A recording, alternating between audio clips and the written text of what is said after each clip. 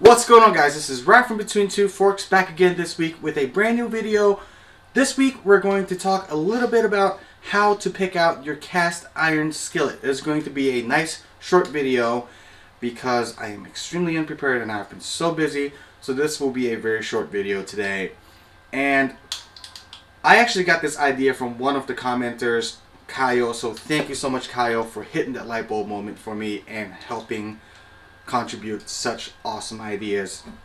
Now, before we get started, as always, if you can hit that like button, hit that subscribe button, it will mean the world to me and it will help me support all of my madness. And let's get started.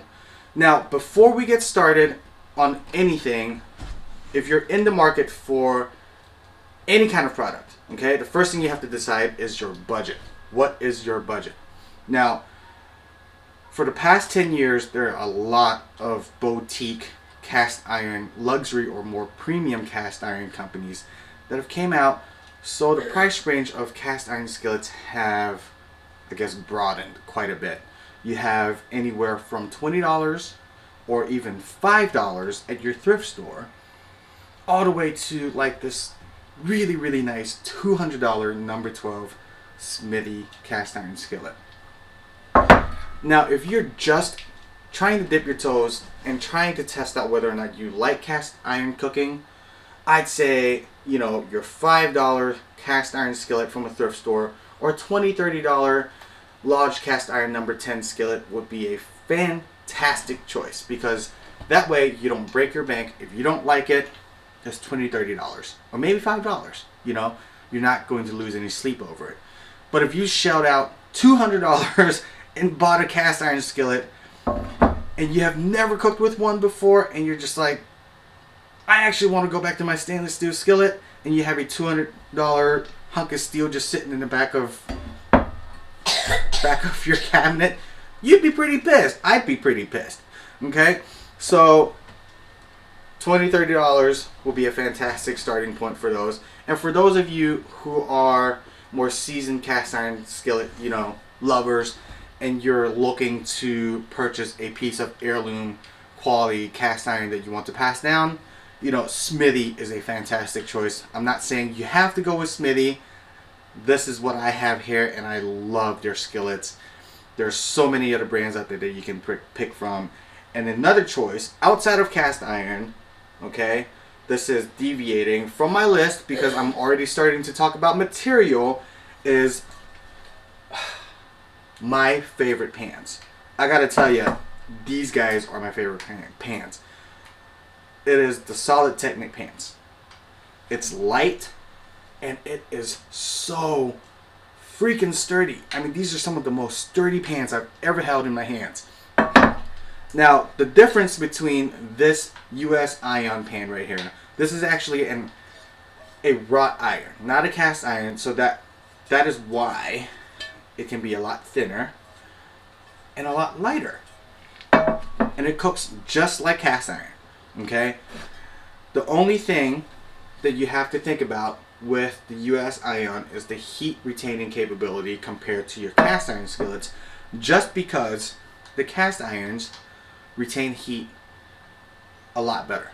Thicker walls, and the reason they also retain heat better is because they don't induct heat as well as like your wrought iron pans, okay? So keep that in mind, all right? Now, let's go back down to my list before I just get crazy and start talking and blah, blah, blah, okay? Now that we have talked about the price, let's talk about the size of your skillets, okay? You have something small and petite and cute, like this number 8 skillet. You know, this is a chef skillet. As you can see here, I'll get some closer shots so you can see how different it looks. It has a rounded wall, okay? This is like their chef's, did I already say that as a chef skillet? This is their chef skillet. So it has a rounded wall. I promise this has something to do with the size of the skillets. Now, the reason I'm talking about the rounded walls is because it actually expands the cooking surface of the actual skillet. When you're looking at most skillets when you're shopping for a skillet, you see a lot of places advertising, you know, most places, I have to say most because when I say all, it's a blanket statement. and it's probably not accurate. So most places, when they advertise for a skillet, they will advertise the actual diameter of the skillet. What I mean that by the actual diameter is wall to wall, you know. So this number 12, I think it's a 12-inch skillet, wall to wall. But the actual cooking surface, which is the surface that you cook on, is only 10.5 inches. Okay? So what you really want to pay attention to is the actual cooking surface, the diameter of the cooking surface. Okay? Because you can have pan A, which the actual diameter, the total diameter of pan A can be bigger than pan B, but pan B's cooking surface can be larger than pan A. That might be confusing as hell, so you might have to rewind it and listen to it again. So pay attention to the size of the actual cooking surface. And when you have a sloped edge like this chef skillet, they also have a number 10 of this. I don't use this number 8 very often, to be honest with you guys. It's because I cook for a family of 3, and this is just way too small for when I'm cooking for a family of 3. You know, I rarely cook just for myself, so I don't use this number 8 very often. They do have a number 10, which is a big brother to this chef pan, which I am still saving up for. It looks fantastic, so check them out. Go to Smithey's website. They have a lot of great products coming. They just dropped a Dutch oven, so check that out. Looks amazing. Okay. Back to the cast iron skillets. Now, let's talk a little bit about design of the skillets, okay? Depending on your applications of the skillet, there are several things that, you know, just me browsing through the internet and all of the luxury, you know, boutique brands, that there are certain features in a cast iron pan that I always look for, okay? And it is hanging points, okay? Hanging points up front and hanging points in the back. Unless unless you store your pans stacked up in your cabinet and you don't ever hang your pans, then that's absolutely fine. Or if you don't go camping and you're not going to hang it from a lanyard on your backpack, that's also fine too. But it is nice to have these holes or hanging points on your skillets, because it just gives you the option to just hang it up on a pegboard to get it out of the way, because that pegboard has saved me so much space, okay? So that's one thing that I do always look for in a cast iron skillet. Some of the skillets that I've seen, like the ironwood skillets, beautiful skillets, okay? But the only thing I didn't like about it is that they didn't have the holes to hang.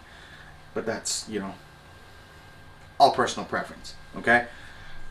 Another thing you have to think about too with your traditional cast iron skillets are walled skillets, okay? When you're shopping for a walled skillet, you have to pay attention to how deep of a pan that you're needing, okay? This is a walled skillet right here, but look how shallow this is. You know, if you're going to be cooking a lot of pies, casseroles, and things like that, this is probably not tall enough. Or if you cook for a larger larger group of people, this is probably not big enough. Or number 10 is probably not big enough for you. So you might want to opt for a number 12. So price, your budget, the size of the skillet, and the design of the skillet. Now let's talk a little bit about design. All right. The reason a lot of these cast iron, more premium branded cast iron skillets are more expensive is because of their features. Look how shiny this cooking surface is compared to like your large cast iron skillet. You know, it's very polished, it's very nice, and it comes basically like pre-seasoned. You know, in order for you to get this polished finish, you probably won't be able to on a large cast iron skillet. It'll take you several years, you know, to get this really nice smooth surface on it. And even then, because the casting is more mass produced, that sometimes you'll find, you know, divots or, you know, little holes in their casting that are just not as nice, you know. And sometimes you just have to pay for the quality. Another thing that I do notice from, let's just use the Lodge for example, is that the handles are a lot smoother on the Smithies.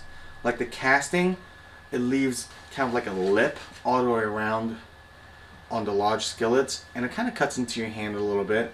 I mean, you're rarely going to grab a hot cast iron skillet with your bare hands anyway, so you're usually going to be using a towel or some kind of cover, so you're not really going to feel it. But when you do actually just grab it, you can feel that ridge on your hands, and it kind of digs into it, and it can get uncomfortable. I can see that. So, but you would not have that problem with something a little bit more premium like this Smithey or the other more boutique brands of cast iron skillets. Now, I think I have talked too much already. So if you have any more questions about shopping for your next cast iron skillet, just comment down below. I always try to answer all of my comments, so I will talk to you down in the comment section. I'll see you guys next week. Bye.